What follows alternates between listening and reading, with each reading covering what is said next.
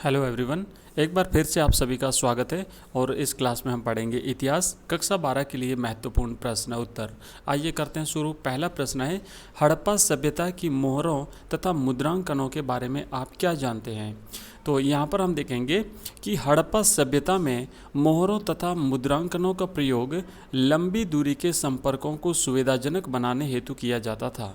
उदाहरणार्थ, जब सामान से भरा हुआ एक थैला एक स्थान से दूसरे स्थान तक भेजा जाता था तो उसका मोह रस्सी से बांध दिया जाता था तथा गांठ पर थोड़ी गीली मिट्टी जमा कर एक या अधिक मोहरों से दबा दिया जाता था। इससे मिट्टी पर मोहरों की छाप पड़ जाती थी।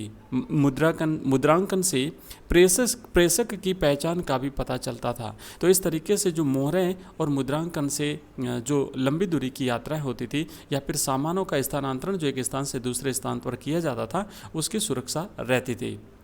दूसरा प्रश्न है, आरंभिक जैन एवं बौद्ध लेखकों के अनुसार मगध के सबसे शक्तिशाली महाजनपद बनने के क्या कारण थे।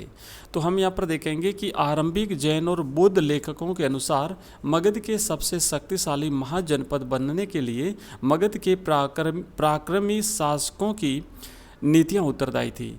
बिंबिसार, अजातशत्रु, महापद्मानंद आदि राजा अत्यंत महत्वाकांक्षी एवं पराक्रमी शासक थे, जिनके नेतृत्व में मगध राज्य का अत्यधिक विस्तार हुआ। इनके मंत्री भी योग्य थे जो इनकी नीतियों को सफलतापूर्वक लागू करते थे। इसके अलावा वहाँ की भौगोलिक परिस्थितियाँ भी उपयुक्त थी, जिन्होंने मगध के विकास में उल्लेखनीय योगदान किया। तो देखिए यहाँ पर महत्वपूर्ण चीज़ें ये बताई गई कि सबसे पहले तो जो शासक थे वहाँ के वो पराक्रमी हुए, उसके बाद उनके जो मंत्री थे वो भी योग्य थे ताकि वो नीतियों को लागू करते थे सही ढंग से। और उसके बाद में जो वहाँ की भौगोलिक स्थिति थी वो कुछ इस प्रकार की थी, वहाँ की जो प्राकृतिक संपदाएं थी वो इस प्रकार की थी कि उसने मगध के उत्कर्ष में योगदान दिया था। नेक्स्ट तीसरा प्रश्न है, महाजनपदों की शासन व्यवस्था का वर्णन कीजिए। तो आप लिखेंगे कि अधिकांश महाजनपदों पर राजा का शासन होता था, परंतु गण और संघ नामक प्रसिद्ध राज्यों में कई लोगों का समूह शासन करता था। इस समूह का प्रत्येक व्यक्ति राजा कहलाता था। वज्जी संघ की ही भांति कुछ राज्यों में भूमि सहित अनेक आर्थिक स्रोतों पर राजा गण सामूहिक नियंत्रण रखते थे।